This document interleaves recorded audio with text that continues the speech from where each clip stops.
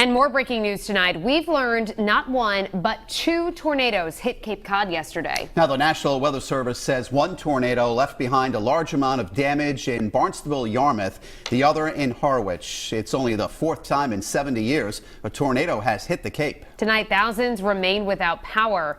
Earlier today, Governor Charlie Baker toured the area and explained what the top priorities are. Eyewitness News reporter Kate Walsh is live in Harwich with a look at the conditions there and why some tourists are left with quite the story to tell. Kate?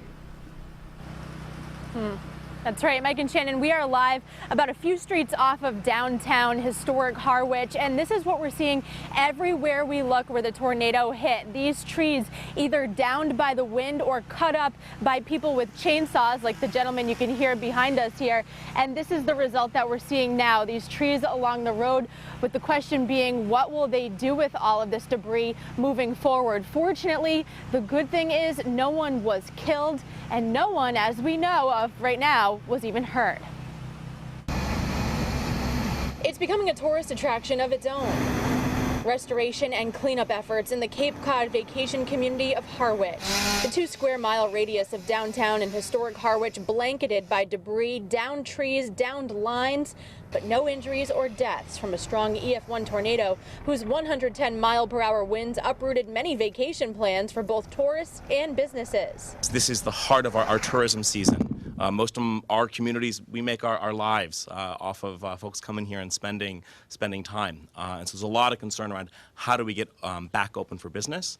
We've had tremendous amount of work in the last 24 hours around getting roads cleared. Governor Charlie Baker was briefed by Harwich Police and Fire and Massachusetts Emergency Management. We need more resources on the ground, and we get that. And we also need to figure out some way to get enough private resources in here that we can deal with some of the issues associated with the debris that's on private property that we're not allowed to take. The destruction all happened within seconds. This tornado touched down in Harwich, but before here, another tornado hit Yarmouth. The roof of the Cape Sands Inn blowing clean off of just one half of the hotel. We spoke with two residents who hid for cover in their hotel room. We're just lucky that the roof didn't fly this way, because this side of the hotel where we were staying probably would have been absolutely wrecked too. In all, 8 communities on the Cape had significant damage. Eversource says over 900 crews have been working around the clock with a focus on businesses and main roads getting power first.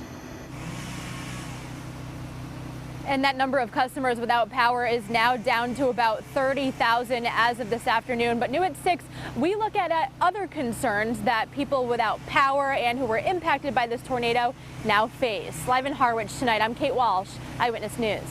And our other top story tonight, the National Weather Service now confirms it was 2 tornadoes that struck Cape Cod yesterday. And tonight, many people on the Cape still don't have power. State emergency officials say it will likely take a few more days to restore electricity. Eversource is estimating that they won't have most of the power back on until Friday night. Eyewitness News reporter Kate Walsh joins us from Harwich with the latest on the cleanup.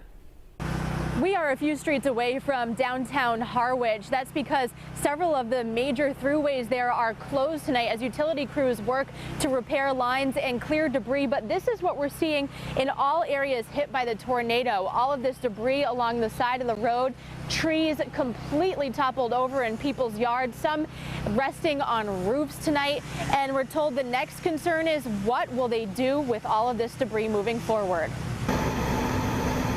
It's a race against the clock.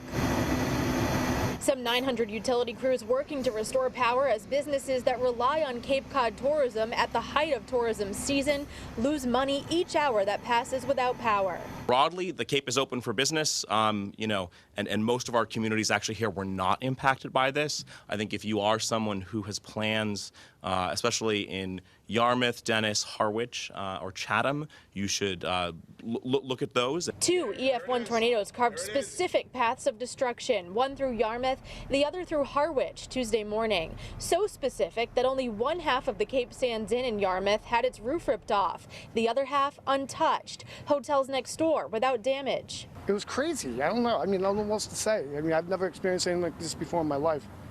We've had bad storms and snowstorms and stuff, but nothing like this.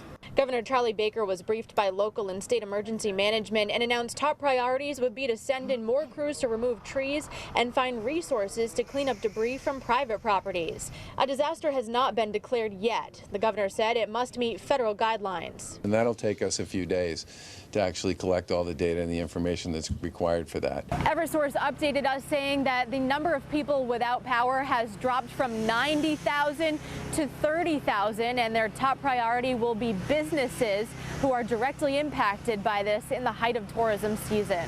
In Harwich tonight, I'm Kate Walsh, Eyewitness News.